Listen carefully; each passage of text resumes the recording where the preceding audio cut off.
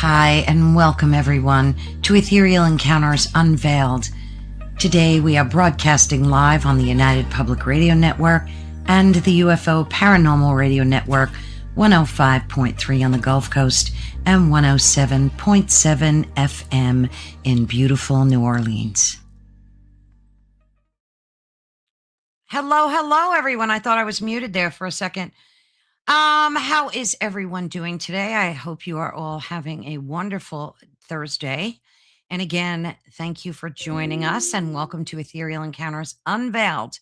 And as you just heard, we're broadcasting live on the blessed and wonderful United Public Radio Network and the UFO Paranormal Radio Network, which of course is all over social media, available on FM radio, as you just heard in the intro. So I'm pretty excited to talk about this topic. It's not something that I think a lot of people discuss openly, but it's so important. And we're going to be opening a door that many people sense is there, but rarely feel invited to walk through. It's a conversation where sexuality is not just reduced to biology, and spirituality is not divorced from the body, and intimacy is understood as a bridge between human consciousness and the wider cosmos. For centuries, desire has been treated as something to control, suppress, or sensationalize. Yet across ancient traditions and emerging experiences, sexual energy has also been described as creative, sacred, and profoundly transformative. And I think that pretty much sums it up. And today in this conversation, we're joined by an author and a researcher, Aubrey. I hope I don't kill her name. I should have asked her how to pronounce it. I think it's Houdeshell. She'll correct us when she pops in. And her work explores these ideas with courage, depth, and curiosity, challenging cultural taboos while inviting a more expansive and understanding of intimacy. Her writing asks whether sexual energy is a not only personal or relational, but cosmic. I mean, think about that. I bet you haven't thought about that, or maybe you have. So let's stop the jibber jabber and welcome her on board. Aubrey, such a blessing to have you. Thank you so much for having me. I'm so excited. And I'm excited that you spend a long time on these episodes so we can really dive in. Oh, yeah. Yeah, there's a lot to talk about. You're going to hear me say hello to my tribe of people that pop in. So excuse me when I do that. And Carrie, hello, blessings. Always a pleasure. Heidi, my star sister, love you dearly. And of course, she says hello to you. And we'll get a bunch of people popping in as well. So what I want to do is hear more about your background, how you got started, what your roots were, and what prompted you to write this book. And of course, I have a PDF version, so I can't hold it up, but you can hold up your book. And I read it and loved it. I love the charts in there. Look at that cover. Isn't that stunning? Stellar sex. That's it. Now, it's funny because a lot of folks, I think, are going to be comfortable. It's not like we're going to be X-rated. It's all PG stuff. Yeah. And it's all beautifully connected from reading it, like to the cosmos. And I absolutely love that. So take it away. Talk about yourself. Okay. Well, hello, my name is Aubrey Houdeshell. I am from Denver. I've lived in Colorado my entire life. I've been in the Denver metro area since I was 8 years old. I love it here in Colorado. It's beautiful. Oh, hey, Boulder. That's one of my favorite places. Oh, I love that so much. Boulder is the other place that I would move to if I wasn't in Denver. So I am an astrologer. I'm also a tarot reader and an author. I've had the privilege of being able to publish a few things. Stellar Sex is just my latest one. And it is the whole premise, I should say, of this book is basically based off of the experience that I had over the years of doing this professionally and meeting with all kinds of people who have all kinds of sexuality, gender expression, relationship styles. And over time, I realized, we can really see kind of like our own romantic styles, certainly, but also our sexual and erotic style contained within our birth chart. And so it's just basically an approach to astrology and the entire chart that I kind of developed over time from meeting with people. And I decided to put it in a book. Wonderful. So this book is already out for purchase, correct? Yeah. So it came out in early July, actually, of last year. So it's been out Oh, for a little wonderful. while. Yeah. Wonderful.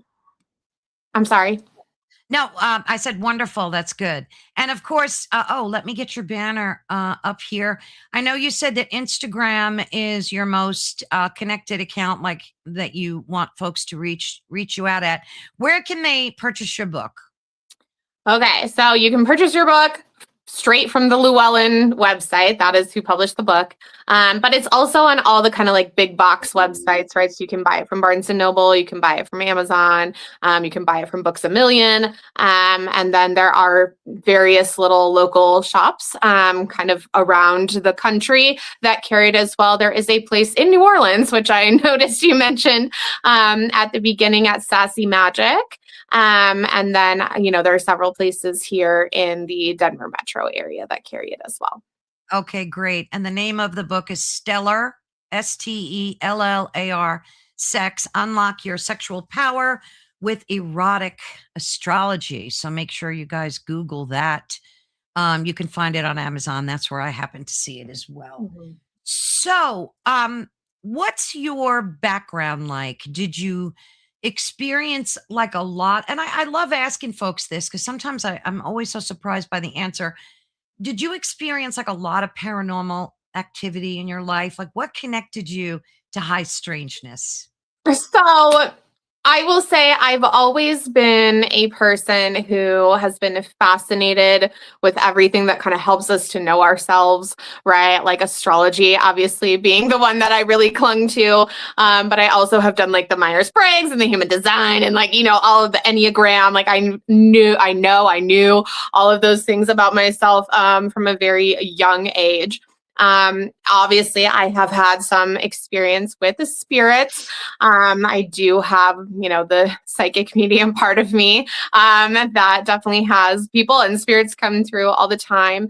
But I would say I didn't have my first like real experience with anything kind of spooky or otherworldly until I was 21. Oh, And it was a presence in my apartment that I was living in. It was not a friendly presence. oh Um, no. yeah. And I mean, I remember so vividly, I was asleep having a nap like in the middle of the day, and I've always been a vivid dreamer. Okay, I will say that, like, I have extremely vivid dreams, and I dreamt about like being attacked in Oh, my dream, by some kind of entity. And after that, all of these really crazy, weird things started happening in oh, that apartment. And at the time, I didn't know anything about anything as far as like the paranormal or the spiritual was really concerned. But luckily I had a friend who did. And so I had to invite him over to, clear my apartment for me. And it worked, luckily. But I moved out, lucky. just a few months after that. I was like, okay, I'm ready to go. Yeah. Yeah. Wow, you got lucky that he was able to clear it on the Oh, first run. Yeah. yeah. Yeah. Well, it was interesting because he brought one of our mutual friends over as well, who's kind of into all that stuff. And they both had to like work together to clear it. And then he told me, after that the entity had attached itself to him and that he brought it Oh, home with him. And it took him a oh, while to be able to kind of like clear that away. So, yeah, that's like the mm, worst case scenario. yeah. I've Yeah. heard of that happening before. Well, the good news is you got it out of your world, and Yeah. not that you wanted to dump it in his world, Definitely but not. yeah, definitely not. So, your background, and this was new to me and fascinated me, and that's why I really was excited to talk to you. Your background's in sextrology and astrocartography. That's exactly right. All right, you're gonna have to break those down. Okay, so sextrology, I mean, that is what stellar sex is, right? It's the intersection of sex and astrology. I kind of use the term sextrology and erotic astrology interchangeably, right? They're kind of pointing to the same thing. So, it is about how you can begin to understand yourself, right? Your wants, needs, and desires, how you express those things. We can also look at like kinks, turn-ons, turns off, things like that within erotic astrology. But like I said, I kind of look at the entire birth chart, right? So normally I think when people are exploring like compatibility or any kind of like sextrology, they tend to think only of like Venus and Mars, which are the partnership planets, which is Yeah. definitely a great place to start, right? Definitely a great place to start. You can learn a lot about yourself just from those two. But as I have kind of developed this over time, I've learned like, no, every single point and placement, just like in do a regular astrology consultation, they all play a role in our kind of expressions and desires. And then astrocartography is something entirely different. So it essentially what it does is it takes your birth chart and it translates them into longitude and latitude lines and projects them up onto the globe or the world map, however you want to think about it.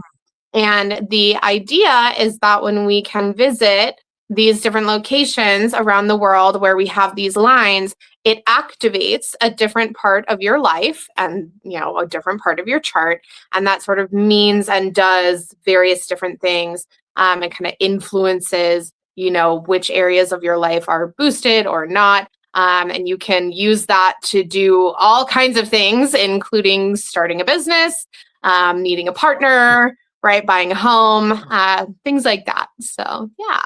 I never heard of that before. Is this a new and evolving like bridge of astrology, or has this always existed? So, astro mapping has existed in various forms for centuries. Like the earliest version of astro mapping that they found goes all the way back to ancient Greece and like Hellenistic astrology, right? Wow. Though certainly the Greeks weren't the only ones that were doing it. But it's kind of developed over time. And the term astrocartography that we all kind of use, it's a very popularized term, that was coined back in the 80s by an astrologer named Jim Lewis. And he kind of took the current version of locational astrology or astro mapping. And he sort of developed, his own techniques and expanded upon that and literally coined, like I said, the term astrocartography. And for a while when he was alive, there was like a school and a certification that you could do. That term was actually trademarked by him for a while. It's not anymore, which is why we all use it rampantly on social media without consequence now. But to answer your question, like it has been around in various versions for a long time, but what we think of today, when we're thinking about astrocartography, most people are thinking about Jim Lewis and what he developed. Oh, and that was back in the 80s. Mm-hmm, mm-hmm. Is that like a ley line thing? Like, do they use ley lines and star maps, or like what? How do you? I'm so curious about it. So I no to the ley lines. Okay. It's all just like anything else in astrology, it's all based off of our own individual chart, right? So like my astro map is going to look different from your astro map because we have different charts, right? And Right. that's true of everybody. However, there is something known as the geodetic map, which projects the zodiac signs across the globe. And that is a sort of a different version of astrocartography that a lot of astrologers will use when referencing events that are happening wherever, right? Not just recently, I saw somebody who was referencing the geodetic map and how it was being activated when ICE went to LA, Oh. for example. Oh. Yeah. So it's not the same thing as ley lines, but like similar thoughts in a way, right? Where it's like Yeah. these special locations that have different energies and activations. Well, that But it's makes much, sense. yeah. Yeah. I mean, it really does make a lot of sense. And you do these readings for folks. Yeah. I guess it's a service that you offer. Yeah. Wow, it's so interesting. And sextrology is exactly what it sounds like, right? It's sex through the lens, I guess, of astrology, right? Yeah. Exactly. Yeah, exactly. So, Oh, go okay, ahead. so no, I was going to ask you. So, you mention in your book that it unravels one's sexual and romantic natures, right? So, when you do a reading, because when I've had readings done, astrological readings, they Mhm. never brought up that topic. I mean, they would bring up things like your partner, your mate, but it never really got to that depth before. Mm. So, how do you do that? Do you do a typical reading, and then is there a certain key, like, are there certain key indicators that you look for, like to make sure that you're sexually connected to another person, or who to avoid, or what type of person to look for, or things like that? Yeah, so there's all kinds of different topics, obviously, that come up, and people will come get the erotic astrology readings for various different reasons. Some people are there simply because they want to understand themselves, right? And like, Mm, how is this kind of showing up? What do I really want? What do I really need? How do I get it? yeah, And I'm like approaching being in a relationship. If people want to know about compatibility, obviously, then we're looking into synastry, right? And like composite charts and how people's planets, kind of lay on top of each other and how they activate each other's charts. Um, but the focus of the book, which I would say is by and large the focus of my practice as far as sextrology is concerned, it is more about like the self, right? And learning to understand those parts of yourself first, right? And how to sort of be honest and therefore empower yourself, right, in those areas.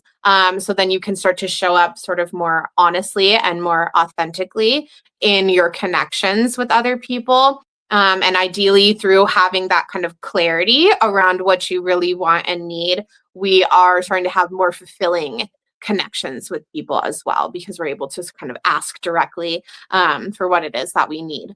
So if somebody is coming for just like an individual reading, of course, I am going to look at where is Venus, where is Mars, what are right. they kind of doing? How are they interacting? Um, I think the moon is also an important planet to focus on because that's our emotional needs, right? It's Sure. how we receive the feelings of like nurturing and safety, which is a Uh-huh. fundamental part of relationships. Well, more serious ones, obviously, if it's just a situationship or hookup, like you probably don't care, right? But most people want to know for like the long term when they're coming to get a reading.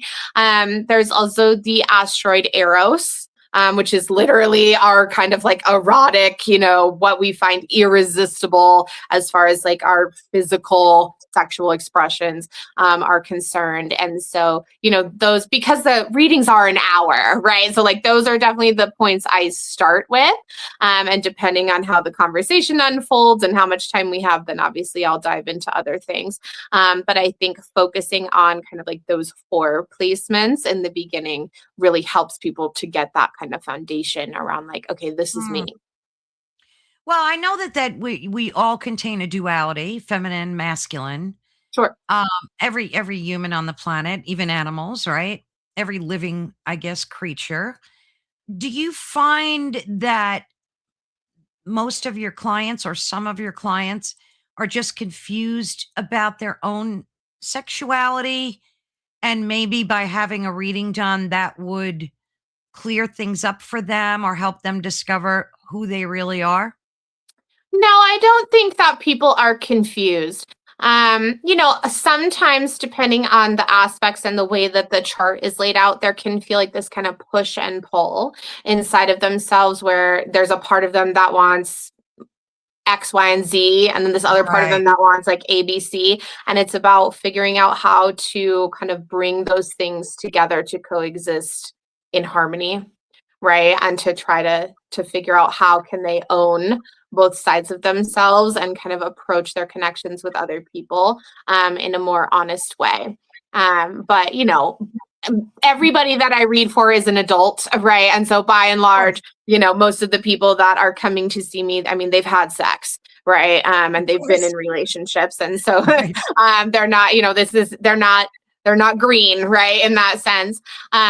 So yeah, I think usually it just ends up being more about interpreting these parts of themselves that maybe they don't feel as in touch with, right? Or that, again, maybe it feels like that push and pull and they're like, I don't know how to navigate that and Yeah, to, yeah. explain that to my partners or anything like that. So that's usually kind of more what I'm helping them with. Yeah. So, like, what personal experiences or questions like first pushed you to explore sexuality through a cosmic or a spiritual lens? Because, like I said, I've never run into anyone else that does that. Hmm. Well, as we discussed prior to jumping on here, I am a triple Libra. And so Venus, the planet of love, beauty, romance, and we do see a little bit of sex, is my chart ruler, right? Like Venus rules over so much of my chart. And my Venus is in Scorpio. So there is a strong sexual element to that placement. And I spend a lot of time kind of thinking about relationships and sex and all of those things, but also just as any reader can attest, the two main things that people always want to know about in readings are love and money. Of Right. course. Of So I course. spend, like I just all the time I'm talking, people want to know, when am I going to meet somebody? When is it going to happen for me? What do I need to be doing? And so it just kind of I was just naturally led really down that path, through talking to people, and I am not somebody who has ever been scandalized by the idea of sex. Even from my teenage years, I was always a pretty sexually confident person. And so Yeah. where other people may shy away from that topic, it's just not something I ever did. And, Scorpio ruling over the genitals, right?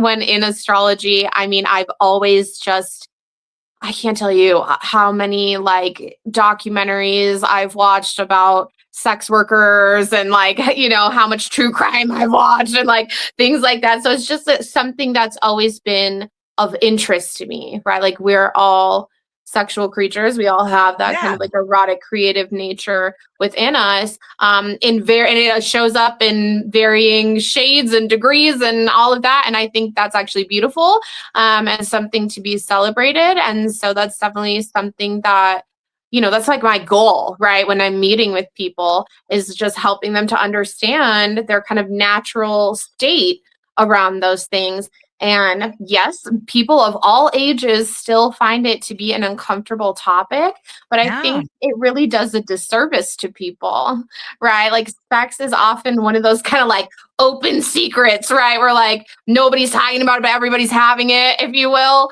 And Yes. I just think like kind of keeping that stuff in the dark, we're not helping anybody by doing that. Right. This is so true. Let's Mm. see. Hillbilly Herb, I love his name. How are you, sweetie?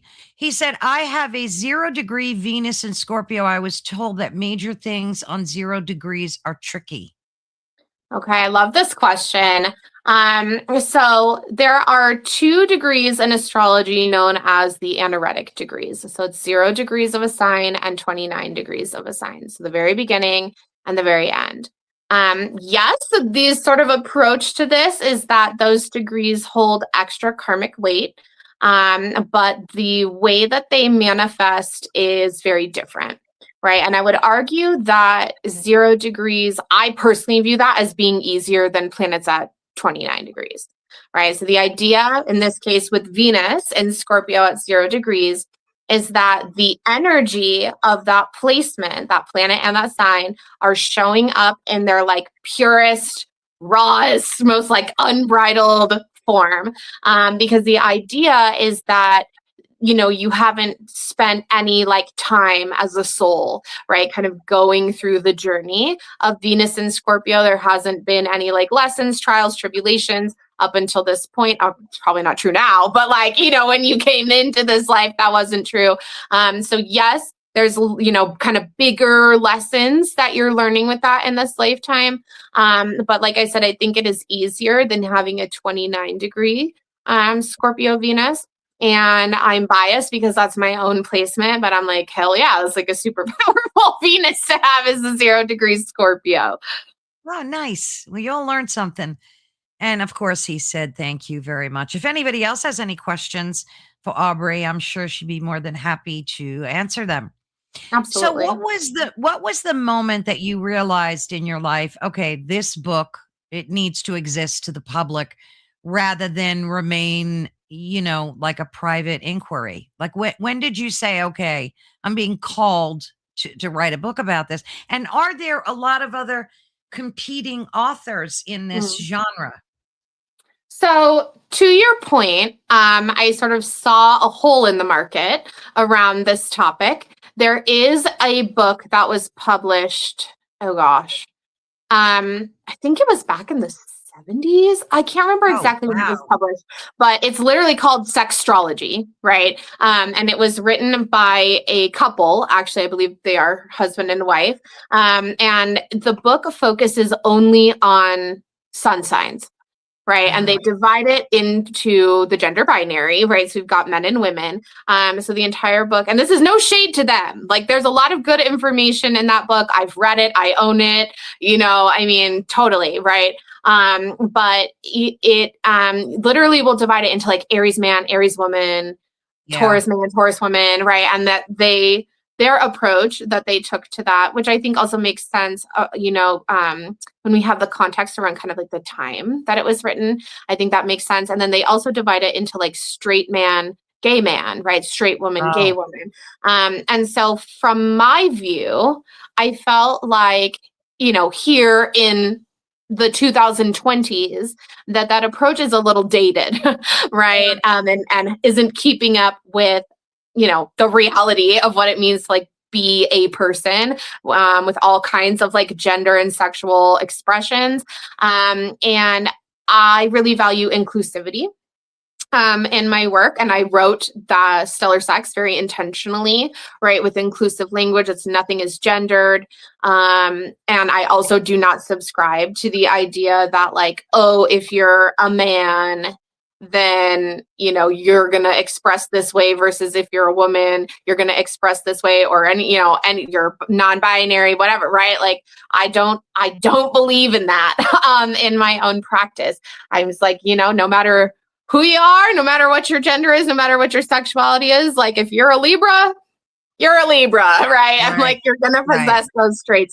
And so that was part of my motivation, right? I was like, no, we need like a more modernized kind of approach to this. We definitely need a more inclusive approach to this. And also, I didn't write the book through the lens of assuming that everybody is in, a monogamous relationship, because a lot of people aren't, you know what I mean? And so I just wanted it to be a book that anybody could pick up, right? No matter where you are in your life around like relationships, if you're wanting to get married, if you're not never wanting to get married, if you're polyamorous, if you're whatever, right? Like I just Mhm. wanted it to be something that everybody could benefit from, if that makes sense. And so again, that was kind of like I just very clearly saw that kind of hole and the need for something like that. And then through all of my work, I'm constantly posting online. I Mhm. discussed, a lot of what I was seeing and thinking and how I was interpreting things. And I would always get really good responses from people on it. And they were just like, wow, this is so great. Nobody else is talking about this. Yeah. And so it just kind of clicked for me at a certain point after a little while of putting Mm. that work out there and getting people who were interested in it. I was like, okay, it just needs to be a book. Like it just needs to be a book. And so, luckily, Amy at Llewellyn instantly kind of saw and understood this book and what I wanted it to be. And and it happened. So, I'm very pleased about it. Yeah, they're great. I love Llewellyn. They're such Yes. great people over there.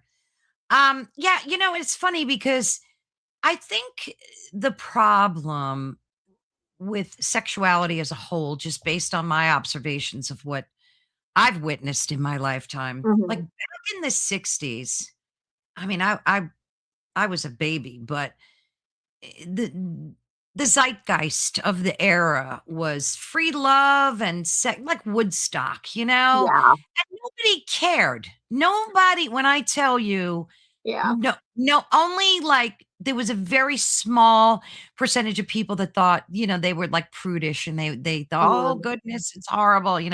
Most of the people back then were into that, like, expressions of love and freedom and autonomy and the whole thing.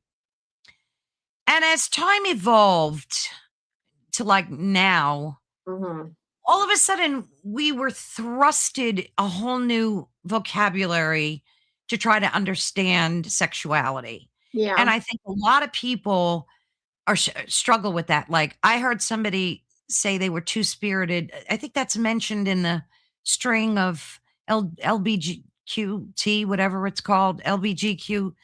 And they mention this two spirited sexuality thing, and people are lost. They don't understand what all this means. Like, because again, it was you were either straight or gay Mhm. or trans. There were Mhm. really no, now there's 101 topics to describe a person's sexuality. Why do you think that? Do you think this is just like a phase of humanity that we're going through?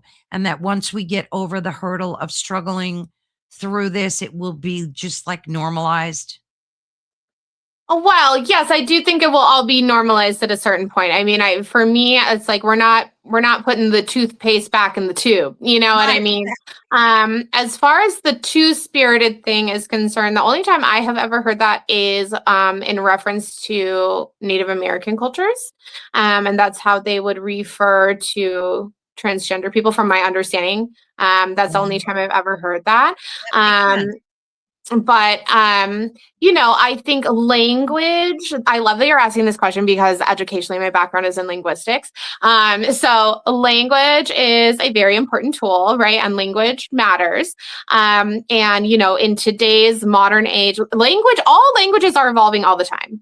Okay, language Yeah. is not a static thing. It is a living, breathing thing that evolves alongside us, right? And so it's very normal in, I don't care what language you're talking about, for new vocabulary to emerge, right? Absolutely. And over time, as different gender and sexual expressions have become more and more accepted, right? People are less afraid to kind of like come Right. out and, be themselves. We have had this language, right? That's kind of developed alongside of it. And language, it is power, right? When we have a word to describe our experience, I think that is one of the most empowering things that can ever happen to us, right? Whether we're talking about Agreed. gender and sexuality or not, right? Like just having that word or that phrase to really name what it is that we're experiencing, people are absolutely going to cling to that, right? And to run with that. And so that's why you're right. The sort of alphabet soup, gets more letters added onto it all the time. It's like the LGBTQIA plus, right, community at Oh, this point. yeah. And I understand that people are resistant, right, to things like that.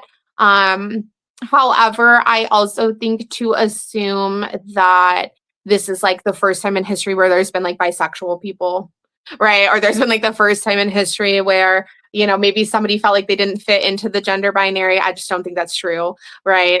It's just that we happen to have more words for it. Yeah, that's true. And I mean, look back at ancient Greece and Rome. You got Caligula, whatever his name was. He Caligula, was like yeah. the biggest degenerate on the planet. So sexuality, dates, it's biblical. I mean, Right. honestly, it's just very biblical. But yeah, I just think it's confusing for folks because now with social media, people always want to express themselves and be understood. And Hmm. I think that in doing that, that kind of hurt the the whole alphabet soup thing. Because like when I was growing up, like I said, nobody cared what race you were, what gender. I mean, nobody really. It wasn't a thing. Like nobody Hmm. really. And now with social media, I think it's kind of done a little bit more harm than good to the LGBTQ community. I think. I'm so curious about that because I feel the exact opposite way, right? Like I think, the as with all things, the pendulum kind of swings to one end and then it swings back to the other end and then we're swinging, like, you know what I mean? And it's like over time, those things we kind of arrive in the middle, right? And things become normalized, accepted, whatever. I mean, there will be a point in human history where like people won't even think about like, oh, there's all these different genders and sexual expressions and whatever. But I don't know. Sometimes people are resistant to new things, and I can definitely appreciate that, especially if it challenges, kind of like our worldview or our truth and what it is that we're used to. But yeah, like social media. Yeah, it's like I mean, social media is a precarious topic. Okay. On the one hand, it has kind of like given a lot of people, regular people, right, a place to express themselves, to be themselves, to be creative and show their talents. And like, it's like there's so many talented people in the world that we like know about now that we probably never Oh, would otherwise without social media, right? absolutely. And on the other hand, it's also kind of given a platform or given the microphone to interesting people and groups of Yes. people who maybe normally would have stayed in the shadows, right? Right. Where they like maybe belonged. Okay. So yeah, social media is definitely a double-edged sword that way. But I think, I mean, I am a person who believes that no matter who we are, um, gender, color, religion, I mean, I don't care, right? Like you're a person, I'm a person, and we all deserve to have like equal access to everything, right? Oh, I agree wholeheartedly. But I see on social media, there's a lot of people in the gay community that are very resentful of some of the folks that are very, very vocal about things like their pronouns and all that stuff. And it's all tied into sexuality. But again, if they only knew, like I really wish that they knew that nobody cares. Nobody really does. Nobody cares what sexuality you are. Nobody cares what you do in your bedroom. People just really, they're so myopic and focused on their own lives that the majority of people, I think, wish them well and say good luck to you, have a nice day, I have a life, I'm busy, I don't care about your pronouns, like that kind of thing. Mhm. Yeah, this is an interesting topic because the vast majority of my friends kind of fall under the queer umbrella, right? Yeah. So it's definitely something I'm very passionate about. But it's I'm trying to be like very polite about this. Yeah, Um, no, go for like it. I think that yes, like by and large, individual people, maybe they don't care, right? But there's definitely like still real harm that comes to Let's talk people. about that. Let's break that down because what I mean, I live in my own world and I'm showed things on my algorithm that are designed for me, and you're shown Yeah, things that are designed for you. So that's unfair out of the gate because we should all get a mix of everything, but we don't. sure. So how? I mean, I know trans people are still suffering, and there's Yeah. a lot of discrimination against them. My Mhm. heart breaks for them. Yeah, They're victimized, brutalized. It's absolutely. disgraceful. Okay, it's disgraceful. Aside from, and that's just always been that. I mean, as far back as I can remember, that's just been. Um, and that's why they seek their own communities because they feel safe within them, Absolutely. and I don't blame them. But Mhm. how have other gay people been marginalized and disserviced? like in this day and age? How? Because I Well, never see it. I never see that, and I'm glad I don't. The people yeah, in you my are. world and my, yeah, the people in my world and my universe, I don't see that. I've got friends that are gay, have 20, 30, 40, 50 years ago that I knew. Nobody, like I said, that's why nobody cared. They were just us. They were Mhm. who we are, humans. So go Mhm. ahead. Let me let you answer that. Well, so to your point, trans people in particular are disproportionately victims of violence, right? Compared Absolutely. to literally every other group that you could ever sample. Gay marriage, right? Marriage equality did not exist until, after the year 2000 in this country. There are many other countries, unfortunately, around the world where it is still not only illegal, but you can be killed, right, for being gay, like Russia being a great example of that, but not the only Yeah. one, right? And so, there are still people, unfortunately, today, they come out and they are completely like shunned, rejected, exiled, Absolutely. from their families. So even though I would argue that, we're sort of in the most progressive place that we have been socially, right, around these topics, um, all members of the LGBTQIA plus community, they still disproportionately, experience discrimination and violence that way. Yeah, it's funny. I when I was asking you that question, I was thinking about the United States because I like had just a brain lapse and forgot about the rest of the world and how they're so hated, and that's Yeah, disgraceful. I mean, that's yeah, disgraceful, and that's yeah, why there's so much, politically that goes on. We're not going to get into that, but there's so much that goes on that's just, I don't get. I just don't yeah. understand it. But I think it's important to have these conversations because when you look at us as spiritual beings, right? Our sexuality is a part of our spirit. It's a Hmm. part of procreation. It's how we exist. It's how we're here, right? Hmm. And it's sad to think that we still struggle with that. We hear about humanity going through this great awakening, but yet there's this big gaping hole in this world of sexuality, don't you think? Yes. Oh, definitely. Definitely.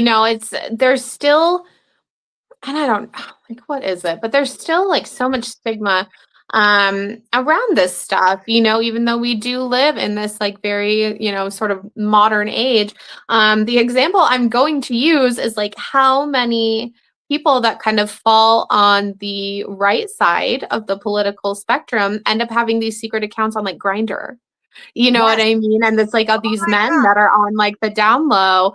And what is that about? Like, like for me, I'm like, how can you go through life kind of like denying this sort of fundamental part of yourself? And then you have all Absolutely. this like internalized shame and hate, and then they do usually end up like projecting it onto people and being violent towards, like it's just awful. So I don't know what it's going to take. And like, part of me, I always, as cheesy as this is, I always think of this quote from Dita Von Teese. Okay. Oh, I She's like, love her. she's like, you could be the sweetest, Yeah. juiciest peach in the world, and there's still going to be somebody that hates peaches. Yeah, that's the truth. So, That is yeah. so true. And Carrie says, I agree. The internet web has given us awareness to everything. It is a double-edged sword. It Yeah. really is. Mhm. Abso-freaking-lutely. And then let's see, Hillbilly Herb said, I think our humanity is moving from a duality-based reality, no longer black or white, ones or zeros, all possibilities in between. Yes. I agree. I agree with that sentiment very much. There's a lot of studies and at some point in humanity, like everybody is going to be like a mixed race. You know what I mean? Like we're Oh, all going to kind of yeah. like look the same or almost be like indiscernible from one another that way. But I agree. I think when we get trapped in this kind of like binary extreme thinking, life doesn't really happen that way very often, right? Like life is often happening in these kind of like shades of gray, and there's hardly anything in life that's kind of like cut and dry like that, you Yeah. know? Aubrey, do you think we're going to end up to be like just this androgynous race of people? How far down the road are we talking here? Well, let's Right. talk But 100 years. For 100, that's a long time. I mean, think about how we've developed in technology just in 50 yeah. years. So let's say 50 years from now, how do you see sexually the race at that point? Well, my hope is that we continue to progress, right? Like we're at this very difficult point in history right now where we're seeing like the rise of like Christian nationalism, for Yeah. example, right, which is wanting to push the trad wife, trad husband, trad family, kind of thing, which is pushing us back, right? We're not progressing, we are regressing when we are doing that. And so, when I hear these, I think at a certain point in humanity that maybe we all kind of will have some kind of like, the different ethnicities of sort of like mingled enough together that maybe we all are some, kind of shade of brown. Like, sure, right? But as how far away that is, I cannot tell you, right? Like, when Mhm. I think about 50 years from now, it's like, no, I still think, we're having all of the different, ethnicities that are well defined and all of that. But yes, inevitably, as time is going on and more people, I mean, we live in such a globalized world, right? I mean, like you can connect with somebody across the planet instantly, right, in real time. And so, like, yes, do I think we'll move more towards that middle? Do I think we'll ever reach a place where we're like 100% in that middle? Probably not, right? Like, there will always be like little pockets of people that are like, no, we're whites only. I mean, like, you know what I mean? For better or worse, I obviously am not condoning that behavior, but I do think unless there is a significant change in people's racism and hate and whatever towards each other, I don't know if I ever see us fully being just like one. You know what's interesting too? Like, we need to procreate to keep Yeah. our humanity alive. Yeah. And these women, that are are bitching about trad wives, traditional wives, they secretly want that. They want that macho man to procreate, and the guy wants this trad wife to stay home and raise the kids. And it's so interesting because if you look at technology is evolving into where I think eventually women won't even need to give birth anymore because of cloning and babies being developed in labs. And we've all seen the videos of how they can create a baby and nurture it in a faux lab, in a faux uterus, right? Hmm. So maybe we're headed towards this androgynous humanity where everybody will kind of look the same, be the same color. You won't be able to really differentiate sex, male from a female, because it'll be androgynous looking, right? The person, and then the babies will be developed in labs. I mean, who knows? It sounds like it's out of sci-fi, but and then what does that do to human sexuality? That was my point Hmm. to drop in your lap. Like, what happens to sex? Because sexuality is good. It keeps human Absolutely. beings on the planet, right? Mhm. So whoever you're attracted to shouldn't matter. Who Well, cares? I agree with you. I mean, no, Yeah, I agree with you. who I think that's cares? like even from a young age, when people were, sort of vehemently against marriage equality and all these things, I was always just like, why do you care? Like, Exactly. why do you care so much about like who's doing who and like what behind closed doors in their bedroom, right? Like, that's never made any sense to me. But even thinking about this sort of like androgynous, like a future human race. People have Yeah. been doing it since the beginning of time, and I don't believe that we will ever come to a place, in humanity where we're not having sex. Like sex is the oldest, Enjoyable. It's like right? one of the most pleasurable things other than eating that humans can experience, right? Yeah, absolutely.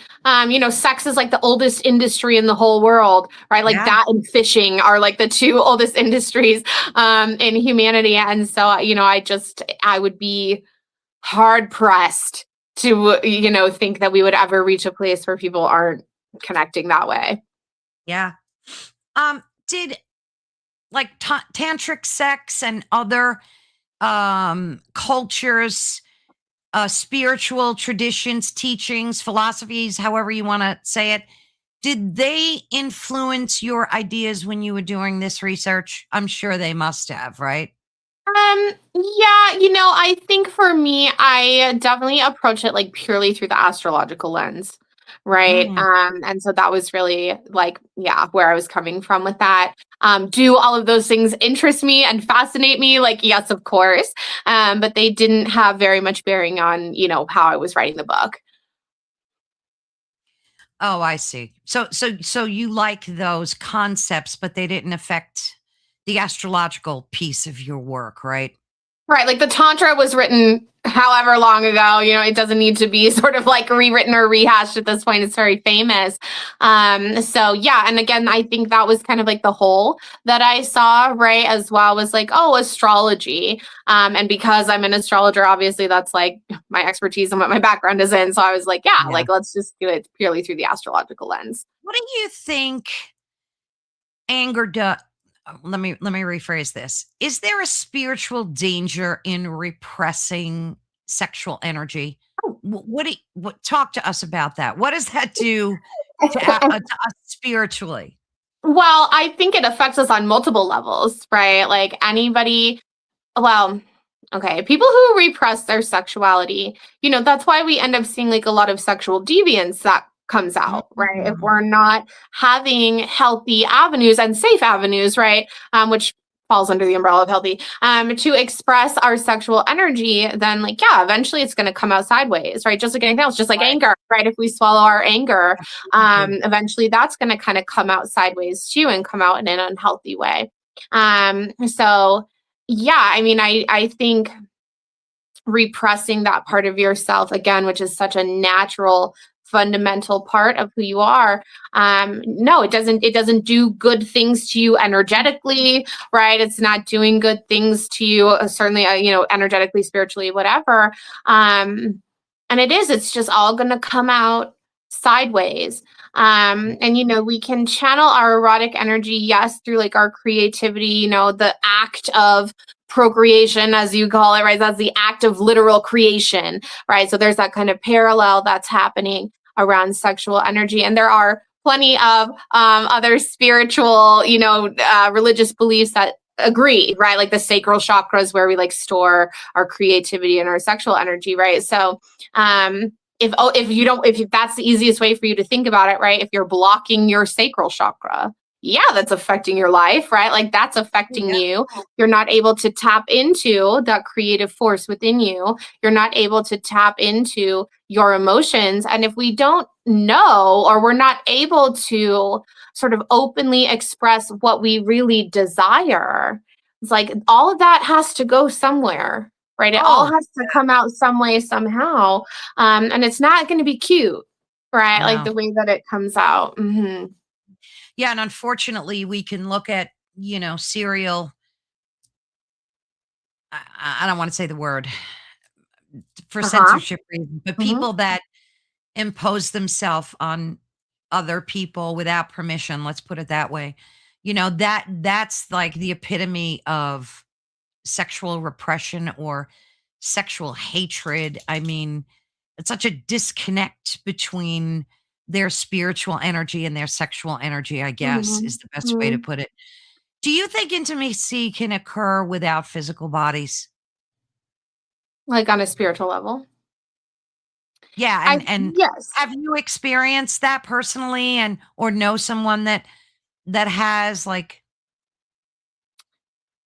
and I So, ask because of social media again. So many mm, people are meeting over the internet, and yeah. there's, like, an immediate sexual connection Mhm. between a lot of these people, so what are your thoughts on that? So I think that there are many different kinds of intimacy, first of all, right? Physical intimacy is just one of them. We obviously have emotional intimacy as well. But yeah, I definitely am somebody that believes that we have like psychic spiritual connections with other people. I also believe in past lives. And so, of Mhm. course, I believe, we can connect with people who we were, in love with, involved with in past lives, in this life. And I mean, to your point, I feel like we see it time like there's a whole show called Love is Blind, right? And the whole like premise of that show is that they're like falling in love with each other without ever seeing one another, I right? saw that. Yeah, Before like crazy. being physically present with one another. And I think that's just one example that kind of shows like, yes, of course we can experience intimacy with people without having the physical presence or the physical connection with them. So, I mean, eventually I feel like we need to bring it together in person. But I realize that that doesn't always happen. And I don't think that it means that what you have with that person isn't real. Oh, I so agree with that. I Mm. so agree with that.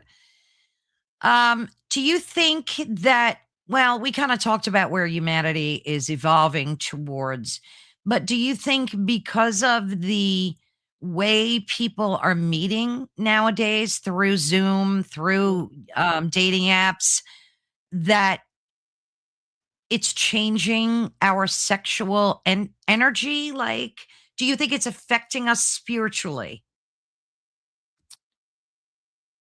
That's an interesting question.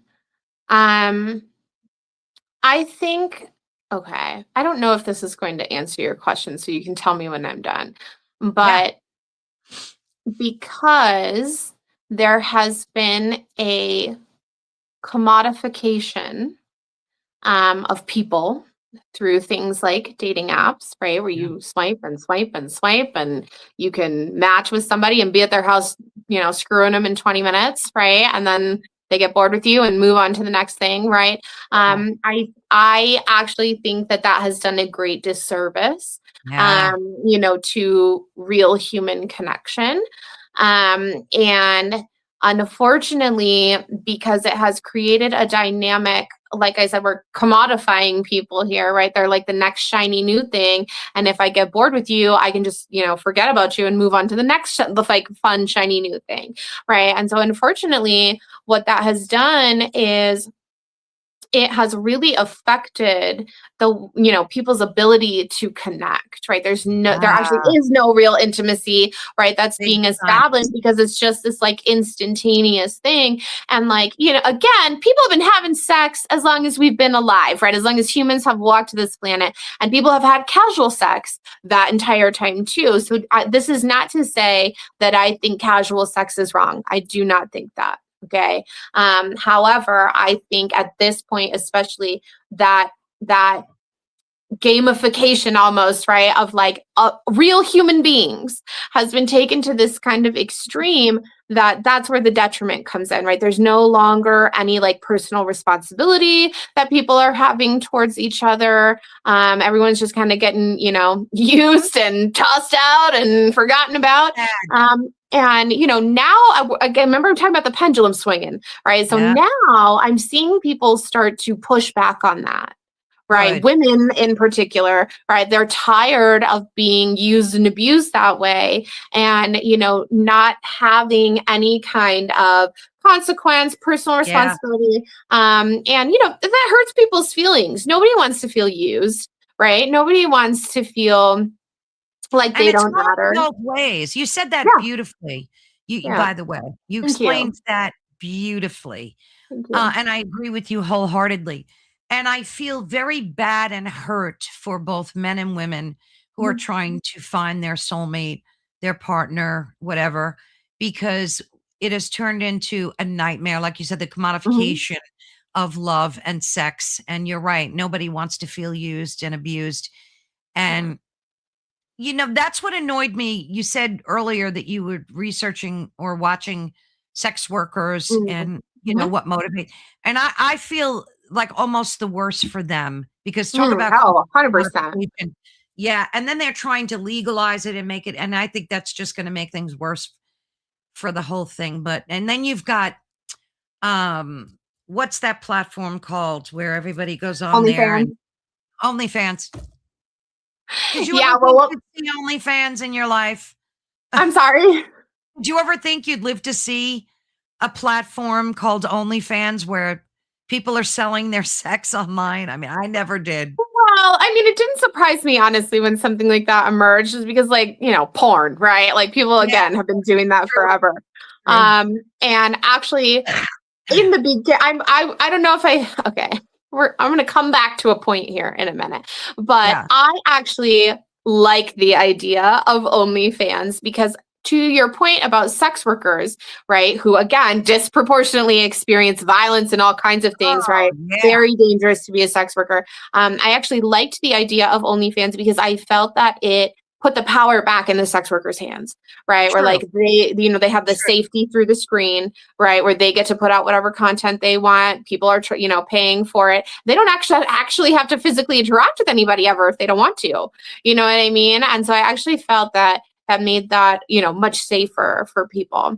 However, what we are now seeing happen, I literally just saw a video about this earlier today with AI, is now there's these like OnlyFans models, right, that are being created through AI. And as AI is becoming increasingly more realistic, it's becoming more difficult to discern, is this a real person or is this Oh, yeah. AI? And so, I mean, we see there's already like AI influencers, right? Like across the social media platforms that will be the same thing on OnlyFans.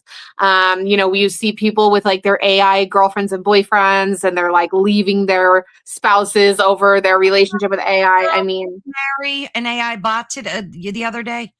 A Chinese girl. She was all over the news. She married her AI bot. She had the Google glasses on and the whole thing. And yeah. So do you still like the concept of OnlyFans or knowing I that? well, I it makes it hard, right? Like for me, I am always gonna support the autonomy of a sex worker. Okay. So like if that is still working for you, you're still making money off of it, like great, of course I support that, right? However, sex workers, they're almost like the canary in the coal mine for a lot of things, right? And in this case, it's maybe like AI, right? And so like as these AI bots or however you want to describe them, right, are coming on and infiltrating the scene, and they're Yeah. this hyper idealized version of a person, right? Because they're fake. Yeah. I worry about how that will affect the ability of people who rely on that income, right, to continue to Yeah. Yeah. be able to do something like that. Yeah. Let's see. Carrie said these dating apps promote instant gratification of showing the next available hookup just around the corner. It's more devastating in the end, and the human psyche is doing this. Yes, 100%. I completely agree with that. Yes.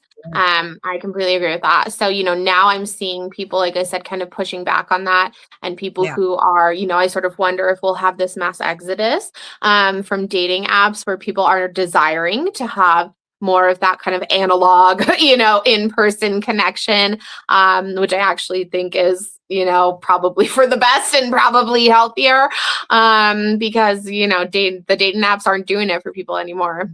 I don't like do I know people who have met their literal spouse on social media, or yeah, on social media, on dating apps? Like, yes, but they're the exception, right? They are not the rule. And it's so worrisome because like back in the day, you'd go to a bar and meet people, you'd go to a concert and meet people. I mean, I guess concerts are still popular in a way to meet, a potential partner. But like when I was a teen I mean, I married at 18, 19, but for the average person, you can't, they don't go to bars anymore to meet. Right. Who does that? Right. Nobody, right?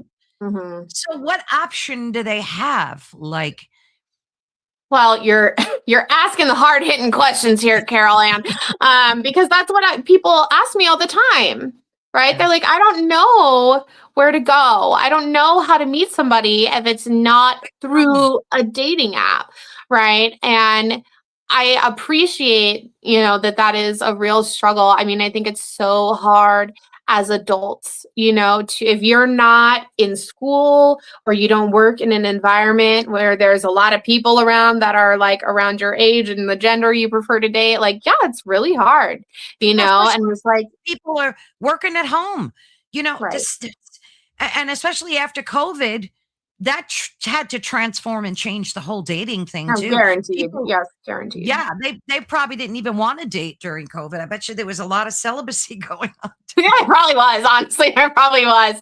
I know that actually during quarantine, the dating apps got like a huge boost because everyone was bored at Oh yeah, home.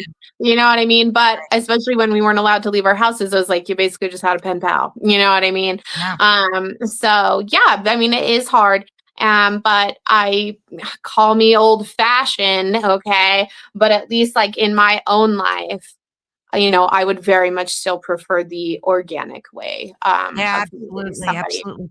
So are Mhm. you personally have you been on a mission to develop your spiritual growth over the course of your years? Like, is Oh, that yeah. something that's important to you? It is, Yeah. right? Yeah, Obviously. absolutely.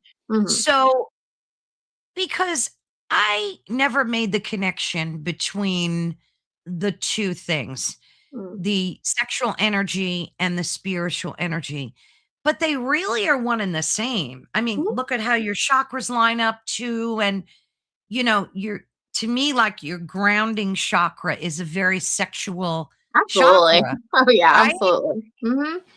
So, for those of us, because I'm always, like I wake up every day and I just thank God that I'm here first and foremost. But I'm always looking to develop my consciousness and my spiritual energy. And I'm always doing things to do that. And I never really connected my sexual energy Mm. in that. Do you find that's common that people kind of, why? Like, why are we forgetting about one of the most important things about us as humans? Well, I think it's kind of twofold, right? Like, I think on one part of it is again that there's still this taboo, right? There's still all this like weird shame and stigma around sex, even though I don't know why at this point, right? But like there Yeah. still is. Like even trying to like promote my book that has the word sex in it. I mean, like that's Right. still a word that's largely censored on social media, right? It's still a topic that makes people uncomfortable. I have people that follow me for that content, and I have people who have unfollowed me, right, for that content. Absolutely. So it's just, Absolutely. yeah, it's just for some reason. God, I don't know why it drives me crazy, but it's still this like shame and stigma. And then I think the other part of it, which is something I love that you asked this question. I think the other part of it is a lot of times when we see people who are on this spiritual path, especially if they're falling in this kind of like, I don't know if new age is the right way to say it, but like alternative Yeah. spirituality branches, right?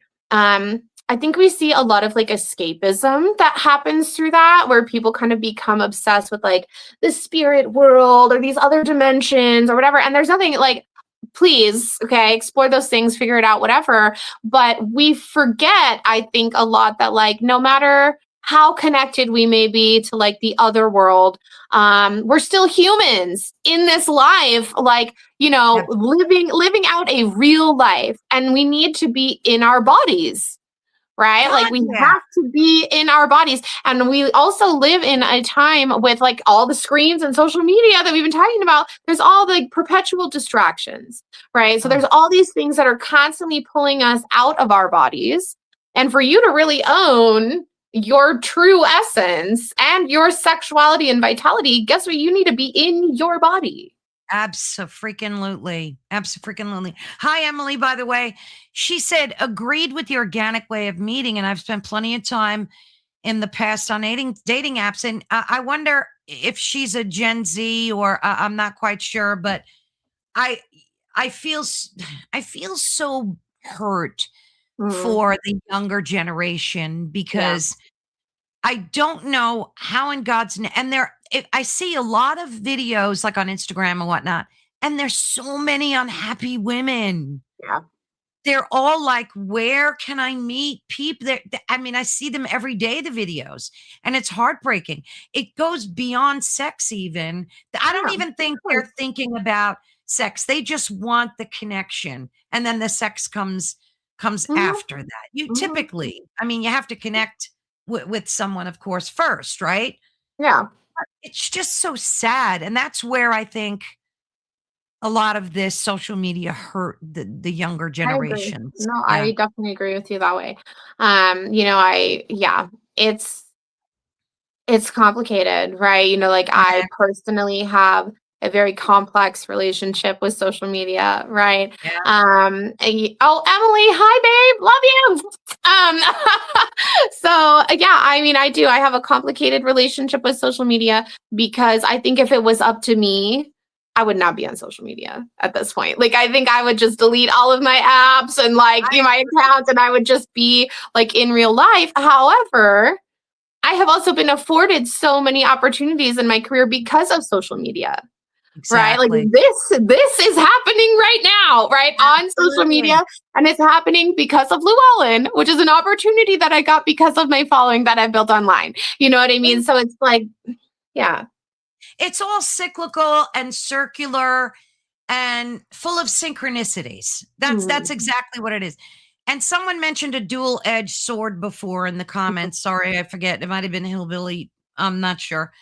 But that is so true. And I think we have to use discernment all the time. I agree. Use your discernment. Hmm. If you want to do OnlyFans, go for it. Use your discernment all the time. And I think, balance, right, Aubrey? I love Yeah. your name, by the way. Thank you. You have a great name. You don't hear it often. It's really, really unique and pretty. Yeah. So yeah, there's so many struggles, societal struggles.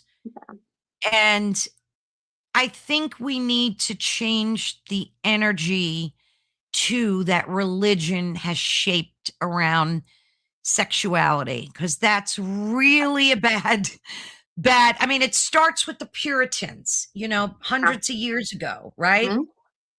And I think it has become so toxic, especially when you've got, like, I grew up in Catholic religion, Me too. and yeah, not the good ones. I was beaten by nuns and it Oh was just no. horrible. Oh no. Yeah. My mom, same You're, thing. She went to yeah, Catholic you're school, too young. got her ass. But yeah. I got my ass handed to me on a daily basis by them. But and then you look at things like what the Catholic Church hid, the corruption, the perversion Right. with the priests and the whole thing. So how do you think we can attack that monster?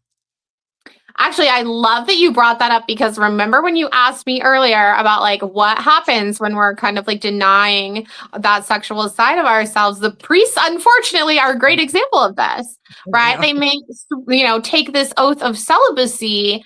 Yeah. But there is like the church and whatever tells them like, bro, you can't even masturbate, right? So there's no like release. There's just like a complete denial and repression of that side of themselves. And then unfortunately, there's like this rampant problem with them sexually abusing altar boys, and Absolutely. like, so it's like that is a real tangible example of what happens when we are not allowed to have that outlet. Right. So, there we could talk about religion and Catholicism all night. Yeah. But there is something, I have said for years that I think the Catholic Church needs to be modernized. Oh Um, my word. like in a bad way, okay? I really loved our last pope. I have high hopes for our current pope, Pope Leo.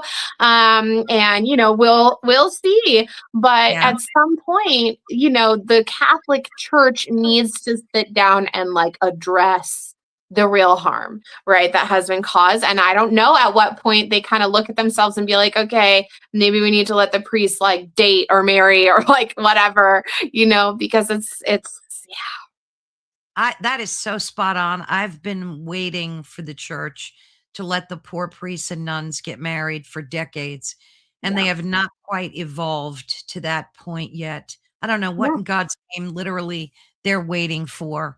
I I think that would stop a yeah. lot of the perversion and I twisted sick agree with crap. you. I definitely agree with you. And it's so interesting to me because there's so many other Christian sects where the preacher, whatever title they slap on it, okay, the leader of the church is allowed to be married and have children, right? And like Catholics are kind of like the only ones left, even rabbis, right? Like, you know what I mean? So it's like they're kind of like they're not the only religion that like you're not allowed to do that, but they're the only kind of Christian religion, I believe, where they're not allowed to, do Yeah, that. So yeah, very yeah. interesting. Yeah. And I want to ask you, why do you think now is a good time, the right time to start having more of these conversations? Because you take people in their 50s and 60s, and they're a lot more open than a lot of people might think. Like, I'm very in touch with my sexuality. Mm-hmm.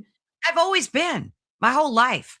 I never looked at it as secretive or dirty or any, and I raised Same. both of my kids that Yeah. way. That's So good. why do That is so good. yeah, now my kids are and my daughter, it's funny, she's such a reflection of that it makes my heart beam with joy because my Oh, kids, as I wasn't raised racist, I wasn't raised sexually repressed, none of that. The worst thing that happened to me was Catholic school, but my parents thought they were doing a good thing, so it's not yeah. really their fault.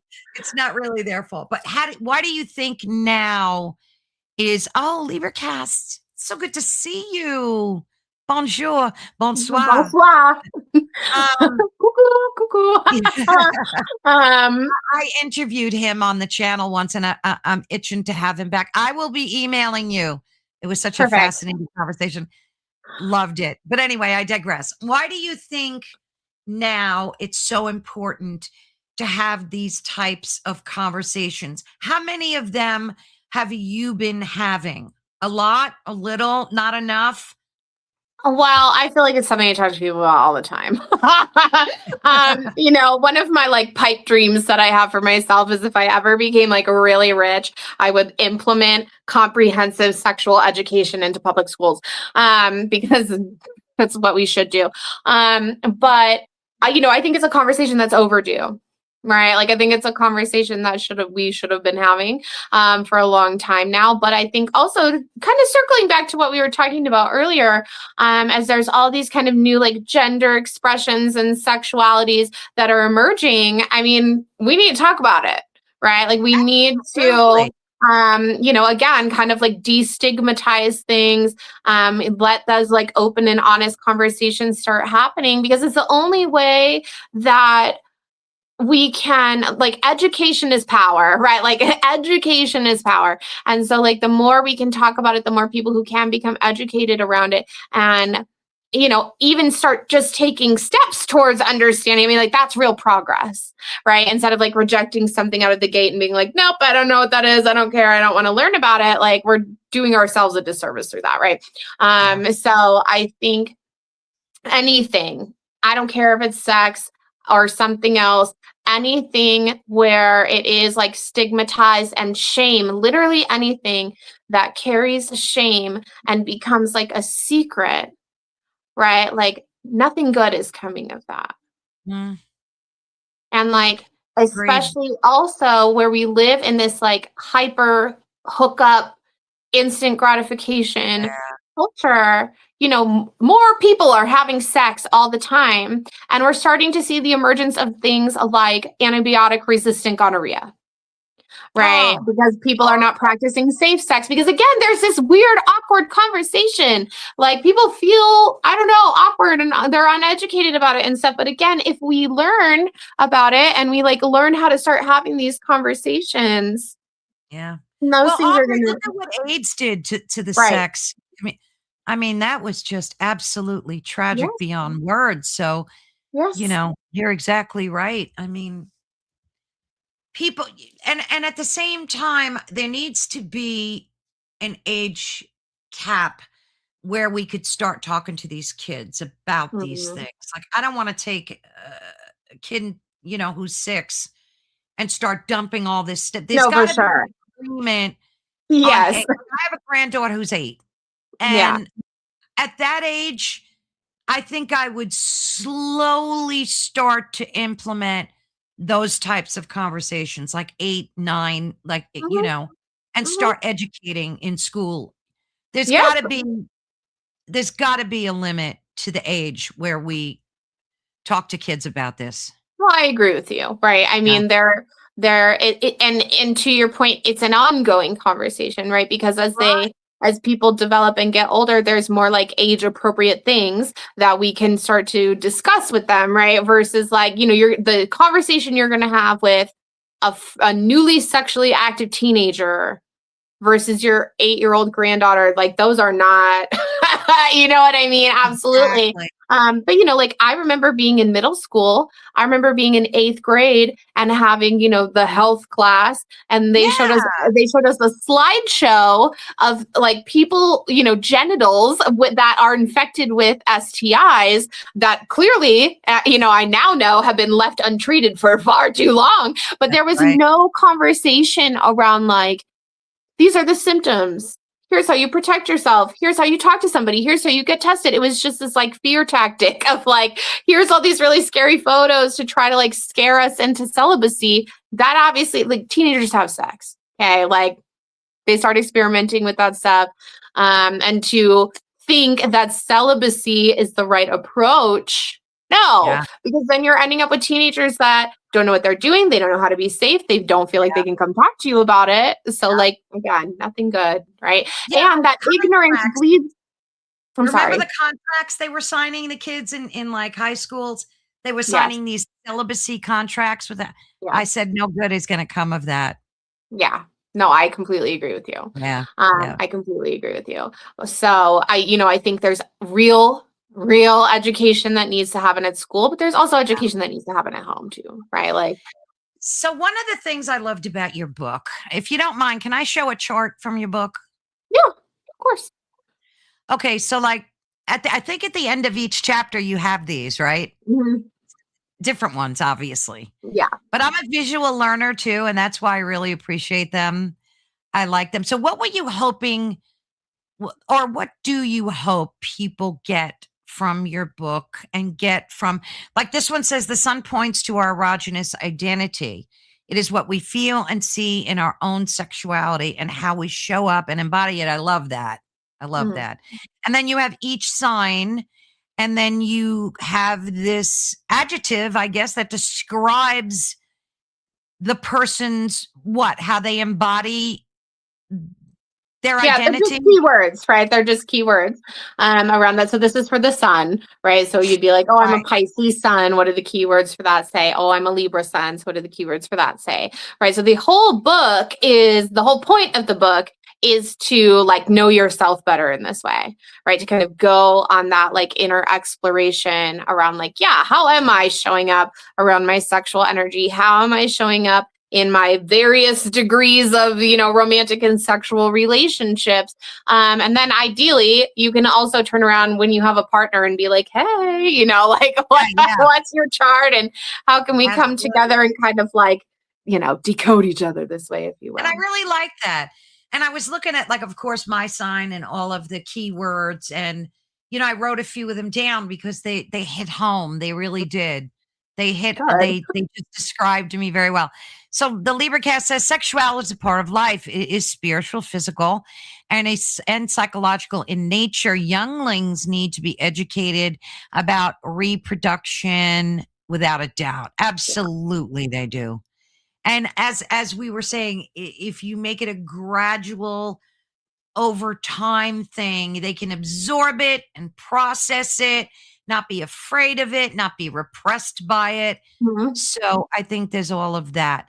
So what are you, somebody reads your book or somebody wants to buy, and I always like to tout authors when their books, because a lot of work goes into it. And like I said, I read it and I loved it, and I have the PDF copy, so for me it's great because I could just highlight on screen and do all that fun stuff. But what do you want them to get out of your book? Like, what's your hope, your aspiration? Mhm. Yeah, I think just kind of reiterating what I said earlier, right? Like my hope is that they well, my hope is that they feel seen, right? My hope is that they're like, yeah, like, yes, this is me, you're right, and that they feel, again, like they kind of have like the language and the tools that they need to then be able to be honest, right? To own what they really want, need, and desire, and that they can move forward in their romantic and sexual connections with others and be like, hey, I know myself in this way, right? This is what I want. This is what I need. This is what I think is hot. This is what I think is not. And like, how can we, are we a good match? Right? Because then if somebody's like, oh, I want the exact opposite of that, like you're not going to waste each other's time. Right? And you'll be able to have more honest conversations and more fulfilling connections. What do you think surprised you the most when you were writing this book? Did you discover anything that made you go, wow, like have an epiphany? I think the most interesting thing for me when I was writing this book is how uncomfortable I still felt Oh, talking about those wow. things. Yeah, because That's a big one, Aubrey. That's a big one.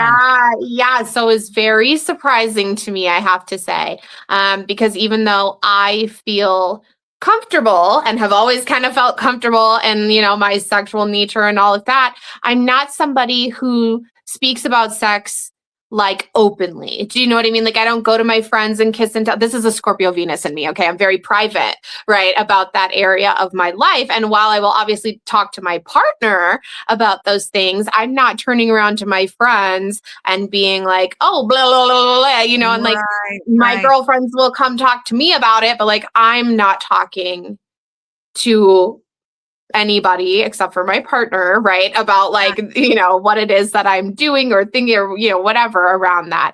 So it really pushed me in that way, right? To have to be able to talk about those things and to try to do it. I was so intentional with the language in this book. It's like I didn't want it to be this like super like raunchy graphic thing that would push people away, right? I wanted, again, the accessibility piece was really kind of the most important part to me. Not that there's anything wrong with graphic and raunchy, okay, but that was just not what I wanted this book to be. And so it's very much a journey for me around like, how do I talk about these things? And so yeah, that was definitely the most surprising part for me. That's good. That sounds like a big way to evolve your own self. So it almost 100%. seems like it was destined for you to like explore this topic, right? And go through this. Yeah, absolutely. It was definitely like an initiation. I will agree with that. Yeah. What do you have lined up next? Do you have another book coming out or one I you do. hope, right? Yes, I do. So I am in the process actually right now of finishing up the edits on my manuscript for an astrocartography book. Oh, wonderful. Yeah, so that is also going to be published by our pal Llewellyn, and that will come out in like the springtime of 2027. I don't have like an actual release date for it yet, just because of where we are in the publishing process. But yeah, so that's my next one. So exciting! And how can folks reach out to you if they want to have a reading done or have their chart done? How do they get you, girl? I appreciate this question. So obviously the Instagram is scrolling across the bottom. I'm also on Threads under the same username, and both of those have links in the like bio that will take you to my website where you can book with me, or you could go to my actual website, which is www.graveyardroses.com. All spelled normally. I was on there. Yeah. That's my Scorpio Venus website name, Graveyard Roses. Yeah, I'm going to share it because I went on there. Of course, I was poking around. Let me go add to stage. Oh, wait, stop screen. Share screen. Here we go. So this is your website. And let me just, so you can purchase the book right there, obviously, or get it on Amazon. And you can read all about, she's got some articles and things on here. you can check her out and schedule a reading right here too, right? Yep. Brilliant. Yeah. Brilliant. Well, we're going to have you back when you publish your other book. Ooh, I would love to. Um, It would be my pleasure. definitely. And if you want, you can, you can come back and we can just talk about, what is it? Auto cryptography? No, what is it called? Astrocartography. Yeah, we can totally do that. Yeah. It would be my pleasure. Seriously. Yeah. Oh, I'd So. love to do that because I've never heard of it until I read your bio. I'm like, what Oh, is that? I never heard of it. yeah, Never. yeah. No, so fun. If you send me ahead of time the information to pull your chart, we can just pull up your map and like go through it while we're Oh, doing this. fun. Yeah. That would be fun. I will reach out to you via email and we could schedule a date.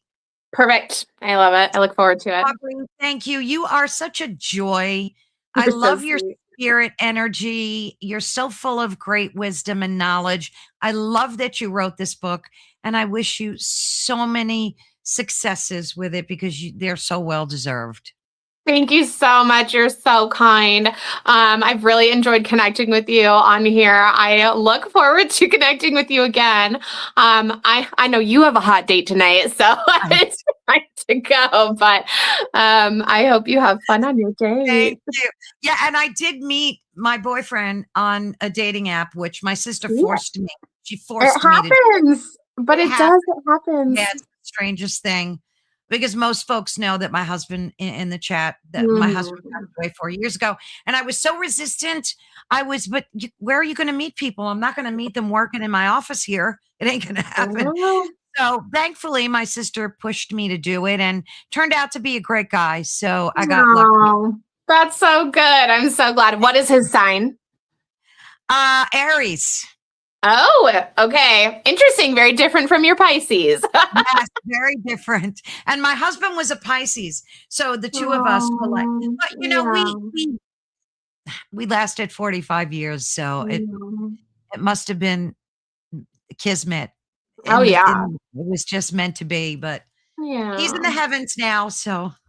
Well, he would, I have this feeling that like he would want you to kind of get back out there and find love. You're spot on. Because when he first got sick, he would tell me all the time, listen, he'd go, Carol Ann, you better go find yourself a boyfriend because you're not the type of girl that's going to be alone. Because he knew me so well. Yes, absolutely. So interesting. But that's funny. I was actually going to ask if he was sick, if he got sick and that was why he passed. Yeah, it was a combination of, I'm going to use two words, vent and remdesivir during COVID. So it was one of those things that, an unfortunate twist of fate. But, when the universe wants you, when God wants you, there ain't nothing going to stop that from happening. When God decides to take us off this planet, however we go, it's destined to be. There are no mistakes. So yeah, that's 100%. How I try to look at it. I mean, how else can, thank you. Thank you so much, Hillbilly. We love having you guys in the chat. We love you guys in the chat. And yes, Aubrey, I will be reaching out to you. We will schedule another date. I'm excited to talk about a topic I know nothing about. So I'm going to have to do some research. You might have to help me. Yeah, I will. Absolutely will. I absolutely, like I said, we can just do like a full reading on here. It'll be the best. That'd be awesome. That'd be awesome. And you can use it as like a precursor to your book sales too. When your book's ready. Perfect. I like where your head's at. I'll see you soon, dear. God bless. Talk to you soon. Bye. Bye-bye. Well, she's an absolute joy. And that's one of the things I absolutely love about being part of United Public Radio Network, meeting people like Aubrey. It's so interesting to me how you can connect with someone spiritually through a video platform, but it does happen. Her energy is magical and her book is magical, and I highly recommend it. So tonight we talked and opened up a door that many people kind of feel weird about. They don't feel comfortable walking through. But the conversation wasn't only about sexuality. It was about our spirituality, because those two things are not divorced from each other. And I hope that this helped clarify for people listening out there, that it's all sacred and it's all beautiful.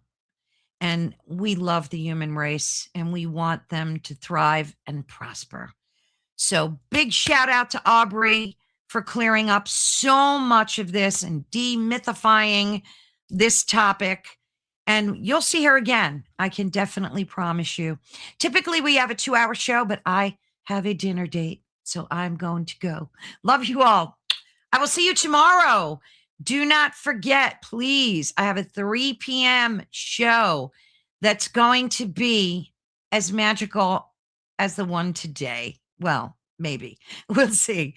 But the topic is Witchcraft Decoded, 13 keys and secrets that you will change how you see witchcraft. Maybe. Everything is a big maybe, right? I'd like to get the word maybe tattooed on my arm because everything is just maybe. Anyway, love you guys. I will see you tomorrow at 3. Bye-bye.